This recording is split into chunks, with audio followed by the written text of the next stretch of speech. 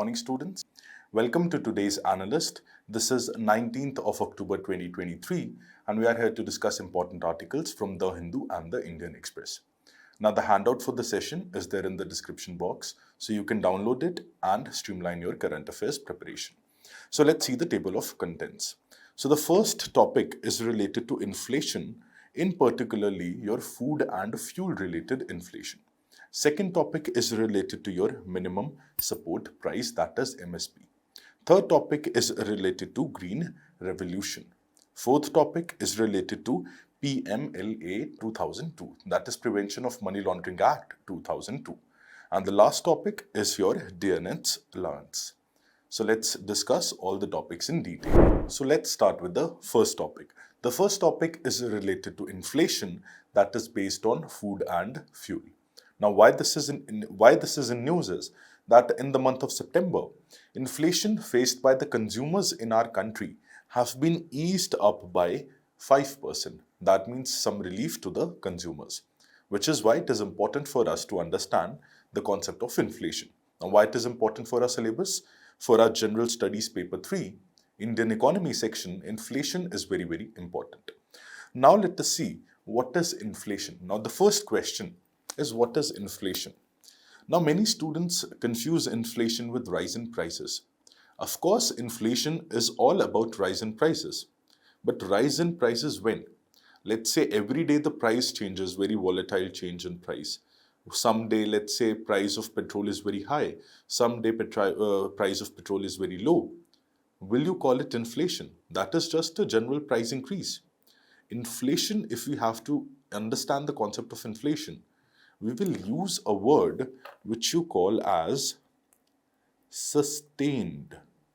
That means whenever a rise in price is sustained, that is rise in general prices of the commodities in a sustained manner over a sustained period of time, is what you can term as inflation.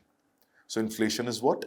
It is a sustained general increase in price of commodities, essentially a basket of goods and services. Now, what are the causes of inflation? Essentially, there can be multitudinal causes of inflation. But what are the most important ones? First one is your demand pull inflation. Second one is your cost push inflation. Now, demand pull, that is, demand is pulling the inflation. Let's say there is a commodity and people are wanting to buy that commodity in a very, very huge amount. Now, of course, the supply will be limited and the demand is very high. Demand is increasing, it's everlasting, which is why people would be willing to pay more and more for that commodity because the supply will be less than the demand and demand will be very high. So, the price of the commodity is going to be pulled by the demand and it's going to be pulled up by the demand. And when the price is pulled up and it's over a sustained period of time, essentially it will be a reason for inflation. So first is demand pull inflation. Second is cost push inflation. That means something is pushing the inflation upwards, not pulling the inflation, but something internal is pushing the inflation. Now, what internal for a product can be there? The cost of production. So let's say the input cost, the cost of inputs, let's say more wages you have to pay for a product. So when you have to pay more wages, your cost of production increases for the products. And when the cost of production increases, essentially the price of the product in the market will also rise. And if it happens over a sustained period of time, we can call it as inflation. So first is demand pull inflation, that is inflation pulled up by the demand.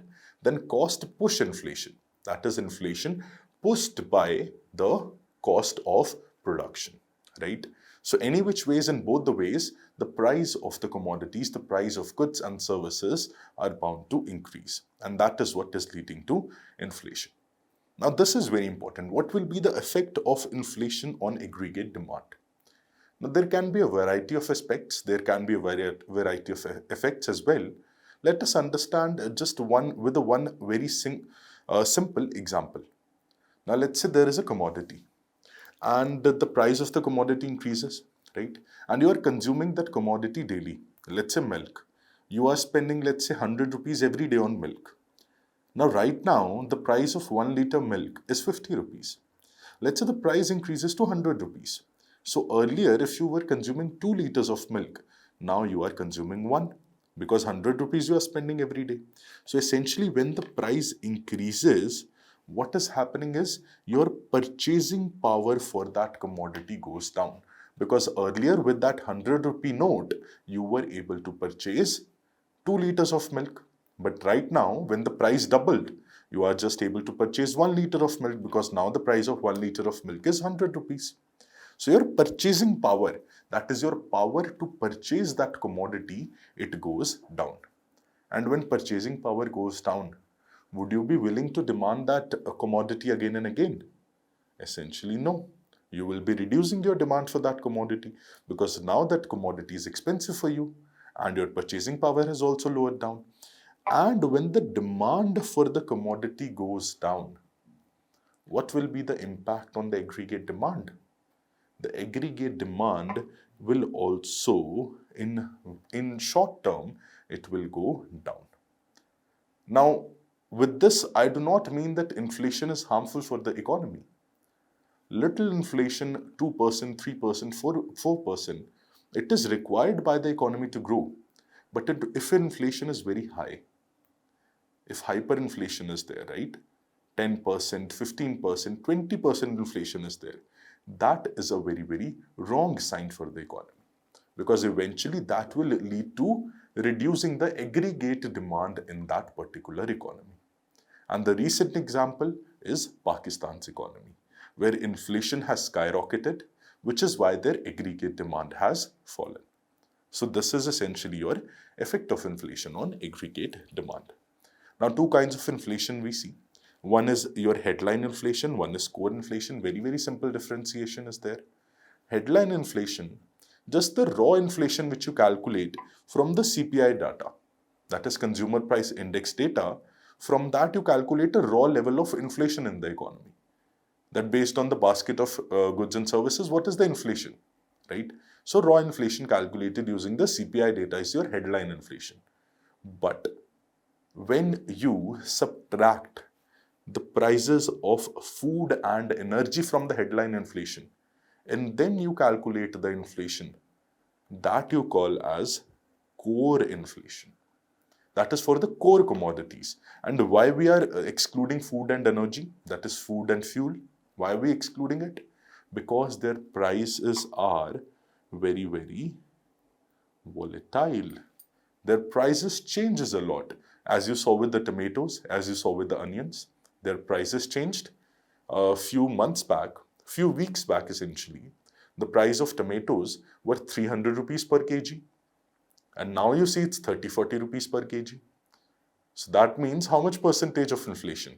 You can yourself count 500% of inflation, 600% of inflation. If we count food and fuel also as a part of this core inflation, then we will not be able to get the right data, which is why we exclude the volatility. And in order to exclude the volatility, we exclude food and fuel prices from the headline inflation and we come up with core inflation. Headline inflation includes all. It's a raw form of inflation. Core inflation does not include food and energy prices. As simple as that. Okay. Now there are two methods.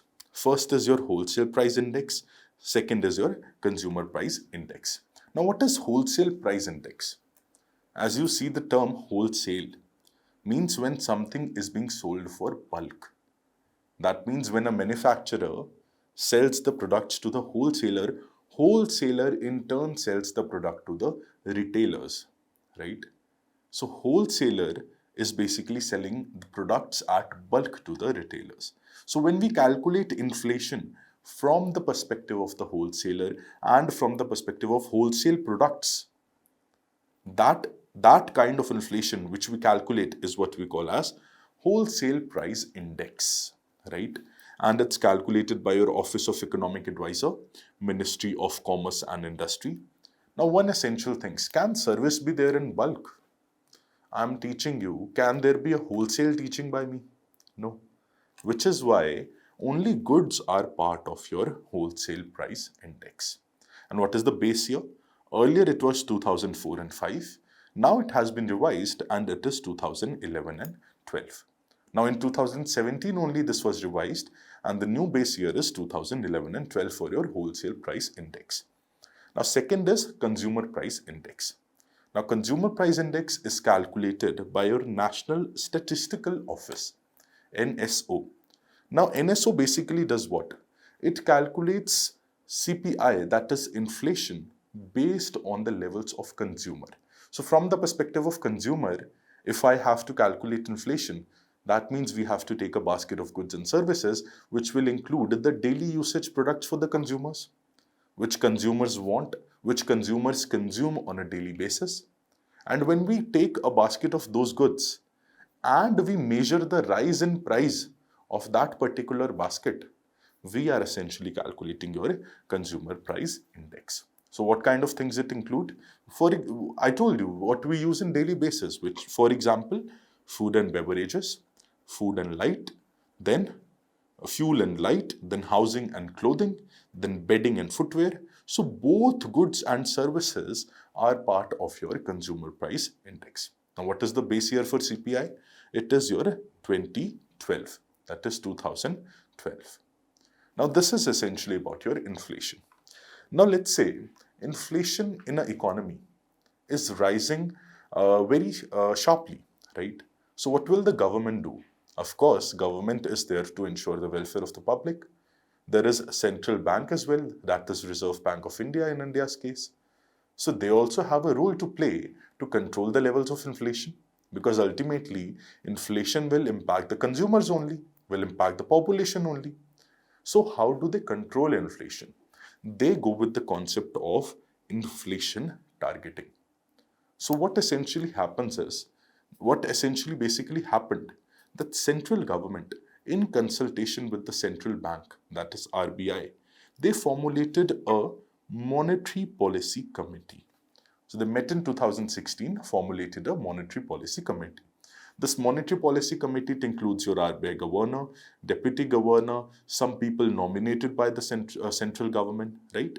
So that's a particular committee, and the main role of that committee is to set the policy rates, that is your repo rate versus repo rate, policy rates, in order to do what? In order to target a certain level of inflation in the economy. So now we are targeting that our inflation should be in this to this band. And if it goes beyond that band, we will take corrective measures. Now what is that band? That band is 4% plus minus 2%. 4% plus minus 2% means that inflation can be around 4%, it can go upwards 2%, can go downwards 2%. That is from 2% to 6% is the band of inflation. So RBI is essentially, this monetary policy committee is essentially targeting to keep inflation in our Indian economy between this 2% to 6%. That is what your inflation targeting is.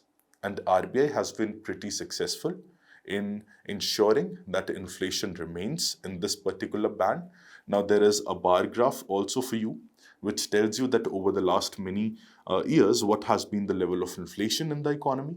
And it shows you that in the last many years, right, in the last 4 to 5 years, our inflation has basically stayed under this particular band, which is essentially a laudable step which the government has taken and a laudable policy measure for the RBI and the government as well. So that's all about your inflation. Now let us move on to the second important topic. That is your MSP, minimum support price. Now why this is in news? See, again what the government has done is, government has raised the MSP for the Rabi crops recently. Now why this is important? If you see a general studies paper 3, Indian economy and issues relating to it. From Indian economy perspective, this MSP is very important. And also in general studies paper 3, the word minimum support price has been directly mentioned. So it becomes most important for you to understand the issue of MSP. That is minimum support price. So let's start. Now, before understanding the background, let us understand the basic meaning of MSP. What does MSP means? Now, many students are confused in what MSP is. But before telling you what MSP is, I need to introduce the concept of price flooring amongst all of you. Now, if you have studied your microeconomics a little bit, you would understand there are two concepts. One is price flooring, one is price ceiling. Now, price flooring, what is floor? Floor is where we stand, right? So beyond the floor we can go. Can we go below the floor? No. So price flooring is a price which is set. That is a minimum price which you need to give to a particular person, below which you can't give the price. Listen to this very carefully. Below this, you can't give the price to the other person. Beyond that, that is above it, of course you can give the price. So setting a minimum price. What is a minimum support price? It is a kind of price flooring only, where a floor is set and a minimum price is set for an agricultural commodity, and the government says that farmer needs to be paid this much, that is price floor, maybe above the price floor, but no one will pay the farmers below that particular minimum support price. That it really happens or not, that is a very debatable question, and that is a questionable argument. But essentially the policy is this, that MSP is set in a way that it sets a price floor, that below this the farmers will not be paid for the commodity. That is your minimum support price. So it's a minimum price which farmers have to be paid for their agricultural commodity, and it supports the farmers. That is why minimum support price. I hope this is very, very clear. Now, the concept of this MSP, it came in the year 1964 when our former Prime Minister Lal Bahadur Shastri ji, he formed a food grain price committee, and it was under L.K. Jha. Now, that committee was formulated to push for this MSP regime, because at that time, you would know, we were suffering from food insecurity. We were importing food, we were importing the food grains from the outside world, from US, from Mexico. We were importing food grains. We were not even having that much that we will be able to sustain our domestic consumption requirements. So that is why this MSP was important, in order to provide a coverage to the farmers, to assurance to the farmers that you will be paid adequately. Now, the first MSP announcement, it happened in the year 1967. Now, this Agricultural Price Commission, which is now renamed as CACP, very famous name you must have heard, Commission for Agricultural Cost and Prices, CACP, was set up in 1985 for providing recommendation based on MSP. So what they do is, they calculate MSP for various crops, they provide a recommendation to your Cabinet Committee on Economic Affairs, and then the Cabinet decides on this matter, and then the announcement is made of the MSP. So CACP, that is Commission for Agricultural Cost and Production, it just provides the recommendations, right? The decision is taken by your Cabinet Committee on Economic Affairs. Okay, so now the government provides MSP for how many crops? It provides MSP for 22 mandated crops. Now, if you see in various sources, there is a lot of confusion for this point, that how many crops the MSP is provided for. But essentially, I'll tell you why 22 crops. Because one crop is particularly your sugarcane. Now, for sugarcane, MSP is not provided. Rather than that, FRP is provided, fair and remunerative price. Some people also include sugarcane in MSP, but sugarcane comes under your FRP, fair and remunerative price. Now, there are two agricultural commodities whose MSP is derived from the earlier MSPs which have been announced. For example, the MSP of Toria and dehusked coconut are fixed on the basis of MSP of mustard and copra respectively. So under these 22 crops, mustard and copra are there. Now, based on the mustard and copra, the MSP for Toria and dehusked coconut is announced. So it's a derivation of the MSP, right? Which is why at some places you will find 24 crops, 25 crops. I've explained you what's the reason for that. Essentially, 22 crops MSP is announced. Then based on two of the crops in the 22 list, based on the two of the crops, the MSP for two another crop is announced. That is your Toria and dehusked coconut. And for one agricultural commodity, that is your sugar cane, FRP is announced, right? Fair and remunerative price. I hope this is very clear to all of you. Now, what are the list of agricultural commodities? It is there in front of you. You can read it. 7 cereals, 5 pulses, 8 oil seeds, then raw cotton is there, raw jute is there, copra is there, dehusked coconut is there, sugar cane is there, Virginia flue cured tobacco is there. So all of these things, based on all of these things, MSP is provided, minimum support price. Now, what is important for us to understand is how this MSP is calculated. Now, there is a lot of, I would say, fear among the students for this calculation. I'll try to make it very, very simple, very, very easy for you so that you understand it in a better way. See, understand whenever MSP is calculated, what factors will the government keep in mind? Your CACP will keep in mind. Essentially, the cost which the farmers are incurring to calculate, to basically produce that agricultural product, that they will consider. So let's say they say all the cost which you incur on seeds, on fertilizers, on irrigation, on tractors, on everything, all the cost which you incur, you really incurring, the farmers which are really incurring for that particular commodity for production, let's make it under the heading of A2.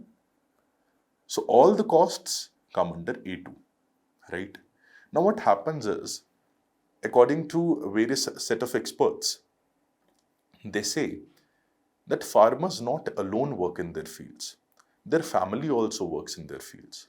Now family are working as laborers, but are they getting paid? In most of the circumstances, they are not getting paid. So according to several experts, their labor value, their labor wages, that is the imputed value of unpaid family labor, it should also be added to the cost. Because based on the cost, we will calculate the MSP by adding some profit in the cost, right? So A2 plus imputed cost of family labor, that is family labor who was working, were not getting paid, but the remuneration should be such that they should also be getting paid. So imputed cost of family labor is calculated. Now, according to some other experts, they say that let's calculate this A2 plus FL and let's add one more thing. That is imputed cost of rent foregone and fixed capital asset, that is interest. Now, how I'll explain this to you. See, the farmer is having land. Now, if the farmer was not using the land for agricultural commodity, the farmer could very well have earned rent over that land, right? But the farmer chose to go for agricultural commodity production. So imputed value of the rent foregone, that is the opportunity cost of the rent. So imputed value of that is also calculated. Then imputed value of interest on the capital which the farmer invested in that particular land, that is also calculated, and ultimately the C2 value comes up. C2 means your first is A2, that is the real cost, here A2, then your FL, that is imputed cost of family labor, then the imputed cost of rent and imputed cost of interest on the capital which the farmer has invested. Now, essentially, you will see this FL, rent and interest. They are not the real costs incurred by the farmers. But according to several experts, they are the hidden costs. And they should also be calculated in order to calculate the overall cost of production. And the overall cost of production is C2. And according to MS Swaminathan recommendation also, the MSP should be given based on C2 plus 50% of C2. That should be the level of MSP. That is, C2 is the total cost. on above that cost 50% profit margin for the farmer. Eventually, then the MSP should be decided. That is what MS Swaminathan committee also recommended. So this is what your calculation of MSP. Now this data set I've included for you just to tell you that all the produce is not taken by the government at MSP. That you have to understand. This data is from 2019-20 and you will understand that the production level is this much. That is 118.43 for rice, 118.43 million tons. But how much was procured by the government at MSP? Just 51.23 million tons. Not even 50%, just 43%. And for every agricultural commodity, you will see less than 50% procurement is done by the government at MSP. All the other produce, the farmers are forced to sell in the market, in the mandis at a lower price. Because government can't purchase all the produce, no? So for rice, it is 43% is procured, for cotton 36%, for wheat 36%, for cotton 29%, for chana 18%, for arhar 18% again.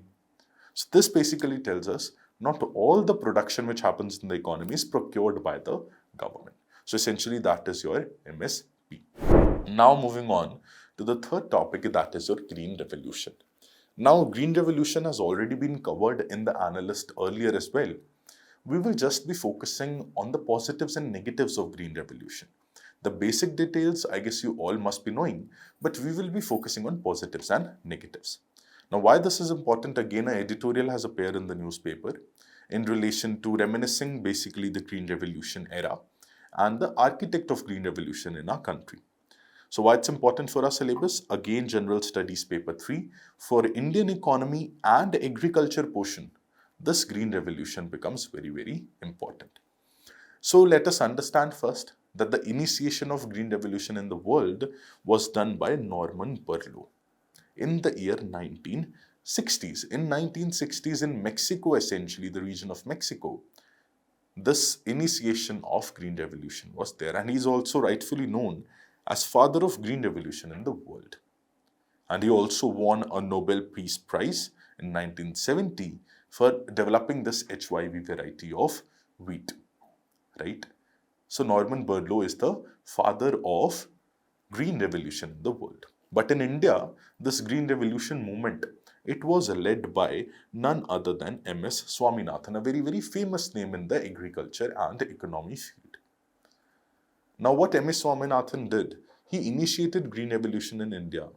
He brought the variety, high-yielding variety of seeds for wheat and rice in our country. And it happened in two phases in our country. It started in 1967-68 with the introduction of HYV seeds. Now, from mid-60s to mid-70s, that was the first phase. Second phase was from mid-70s to mid-80s. Now, from mid-60s to mid-70s, our focus was just to become self-sufficient in food grains. Because if you remember, we were importing commodities, we were importing food grains from the outside world. We were not having that much to meet our own demands. So our first focus was to achieve self-sufficiency. At least we should produce that much, which is good for us, which is basically able to meet the demand for our consumers. Right? So mid-60s to mid-70s, the focus was on wheat and rice because they are the staple, right? Then mid-70s to mid-80s, the focus spread on more areas, some more crops, and cheap loans were also provided to the farmers so that they can afford these HYV seeds, new irrigation facilities and all. Now this high-yielding variety technology was used. Now under that, HYV seeds of course are there. High-yielding variety seeds. Now what is high-yielding variety? That is, the quality of the seed was very superior, that the production and productivity based on that seed will be high. The yield, that is the output provided by the seeds, will be higher. So that is the basically essentially confirming the quality of the seed. Then chemical fertilizers and pesticides were also used to enhance, to supplement basically the HYV seed so that again the production increases in an incremental manner. Now, when we use the term green revolution, essentially we mean increase a spurt in the food grain production in our country. That is your green revolution. There was white revolution as well, increase in milk production, right? So green revolution, increase in the production of food grains in our country, right? Then irrigation facilities also part of HYV technology. New kind of irrigation facilities were coming up. Irrigation facilities were being provided to more and more farmers, more and more people, especially to small and marginal farmers. So that was part of HYV technology. But there was focus on just few crops: wheat, rice, right? Maize to some extent. So these kind of just 3-4 crops were there, where most of the focus of this green revolution laid upon. Then few regions, now especially the regions of your Punjab, Haryana, this northern belt, Punjab, Haryana, then western UP, Uttar Pradesh, right? So based on these regions only, green revolution was confined initially. After that, it opened up to some other states, that is your Andhra, some places in Tamil Nadu, right? So somewhere it opened up, but not a pan-India level, right? So that you have to understand. Now let us focus on the positives and negatives. Now why I say and why I use the word dysfunction is because the premise on which green revolution was set, there can't be negatives of it, right? Of course, there can be negative consequences, but they were unintended consequences. The intentional consequence and the intention behind green revolution was a positive intention only. If it led to something wrong, it led to something, I would say, negative, that was a dysfunction, right? So that is why we use the word dysfunction. Now what are the positives? Again, one of the most prominent positive, we achieved a good level of production and productivity. Our production level and productivity level increased. We had food security now, because now production and productivity increased. Earlier we were not even having to meet our own domestic demands. Now we are having surplus food. And that is why you will see that in the same set of years, in 1970s, 80s, the concept of buffer stock will also come. That now we start storing the food grains in the warehouses, in the cold chain, in basically your cold chain chambers, right? So in the infrastructures, you start storing the food grains. Buffer stock concept came. And also, we became self-sufficient in food grain production, which ultimately led to economic growth and development. Now, before economic growth and development, there was agricultural growth and development. Agricultural growth and development aided in economic growth and development to some extent. Now, since a large amount of poverty was seen in the rural areas, which is why poverty eradication also became a very major point of this green revolution, a positive of your green revolution. What are the various dysfunctions? Now, if we talk about the dysfunctions, first dysfunction was a regional imbalance. I told you that it was essentially focused on some states. Now, since it was focused on some states, there was imbalance between the development of agriculture sector in several regions. So, regional imbalance. Because of regional imbalance, there was economic divide which was created. So, economic divide was there because regionally, if the I would say development is imbalanced, economic divide gets created, and there was skewed cropping pattern because wheat and rice were focused upon, to some extent, one or two more agricultural commodities. So the cropping pattern became skewed because HYV seeds were available for those crops, which is why the cropping pattern became tilted towards wheat and rice production. And the other crops, especially your pulses, they were neglected, especially your millets, they were neglected.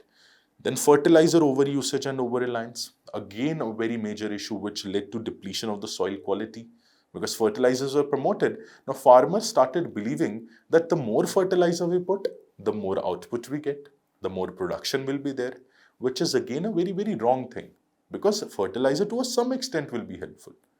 If it's overused, it will degrade the quality of soil. That is what happened. And environmental health hazards.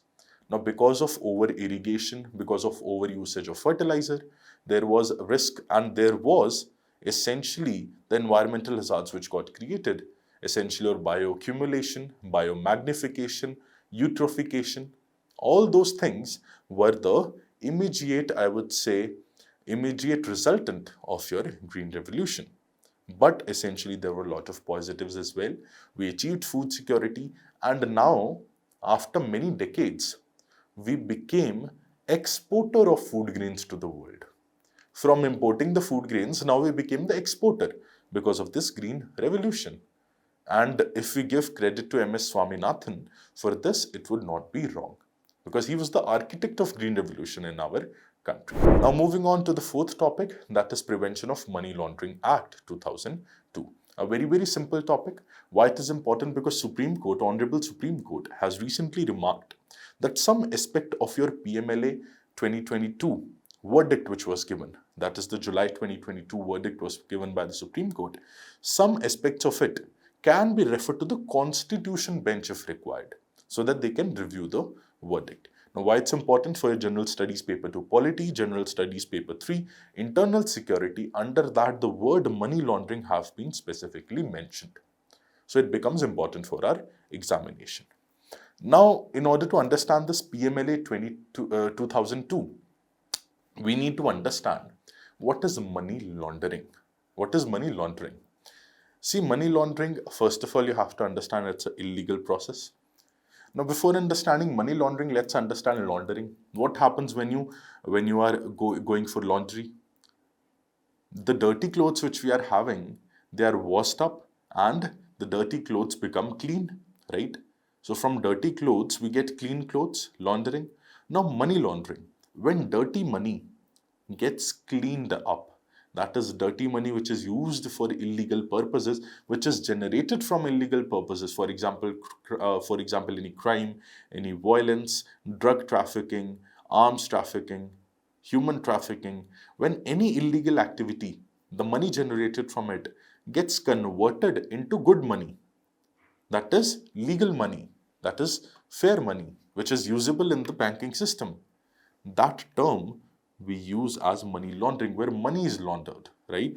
So the money generated by criminal activities such as drug trafficking, terrorist funding, which appears to come from legitimate sources.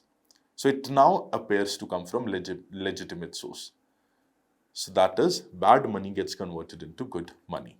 That is money laundering. What are the objectives for PMLA 2002? That we have to understand now. What are the objectives?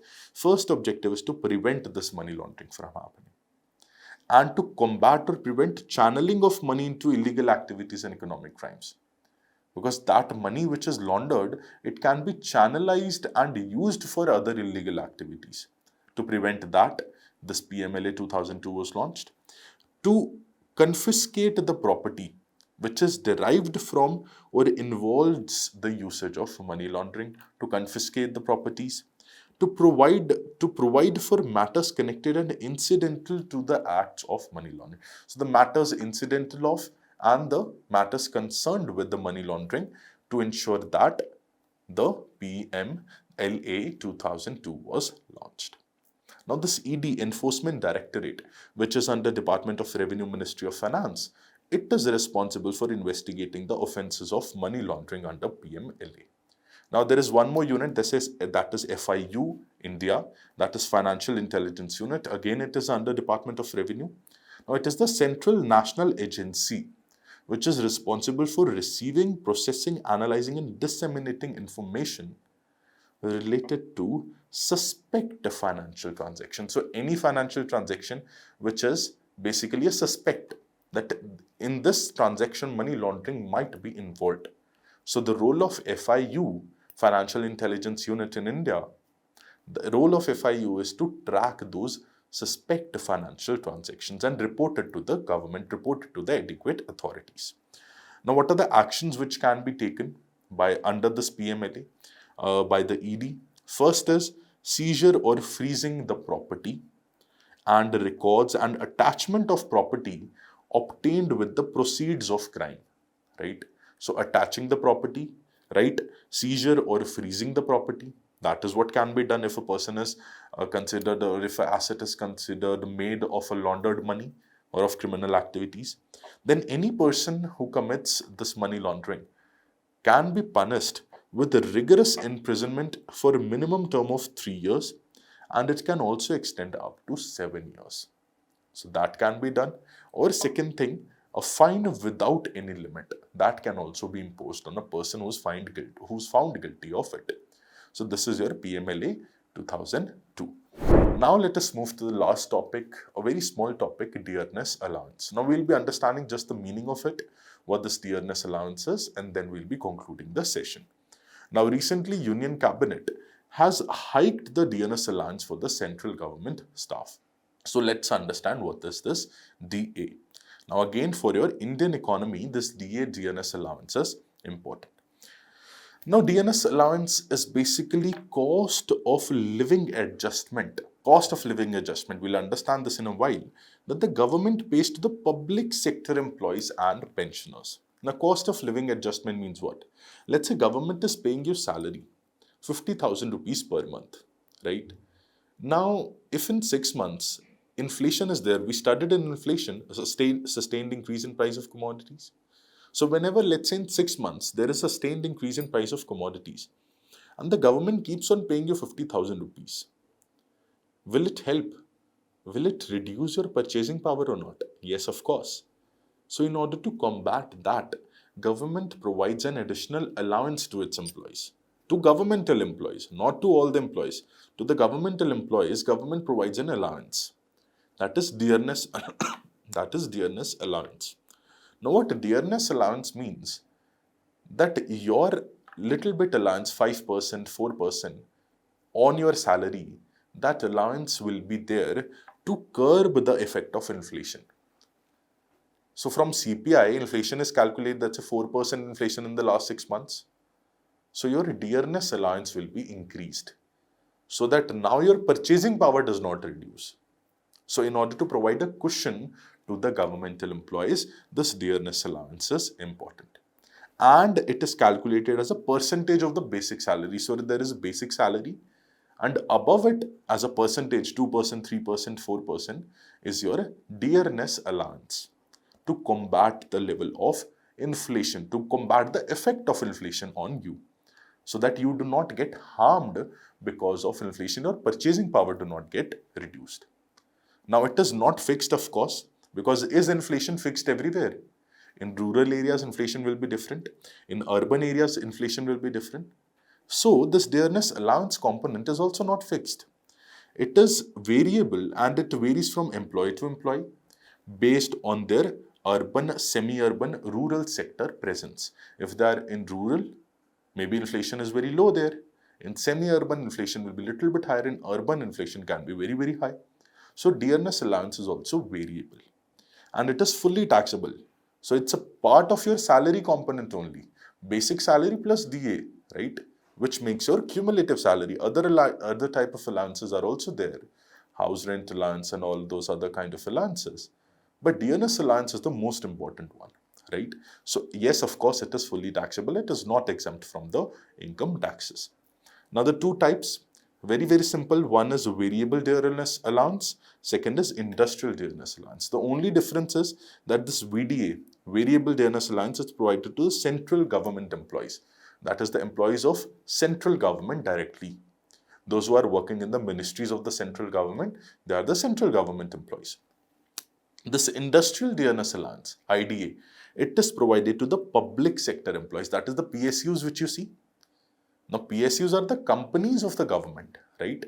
So, though public sector enterprises, they are also employing the people, can be called as governmental employee, but not the employees of the central government, but public sector employees. So, this IDA is for these public sector employees. Now, this VDA, that is variable dearness allowance, it undergoes revision every 6 months based on change in consumer price index, which we already discussed. So, based on change in CPI, every 6 months this VDA changes. And again, based on CPI, this IDA is revised every quarter. So VDA every 6 months, IDA every quarter. Revision is there. Every quarter they see how much is the inflation and then they change the DA, dearness allowance, in this IDA. Every 6 months they see what is the level of inflation and they give DA, or they change the DA based on this VDA, that is variable dearness allowance. I hope this concept of dearness allowance is now very, very clear to all of you. So all the very best to all of you, and I hope this session was helpful to you and you understood and you learned something new from the session. So have a great day. All the very best for your preparation and have a very, very nice day. Good luck.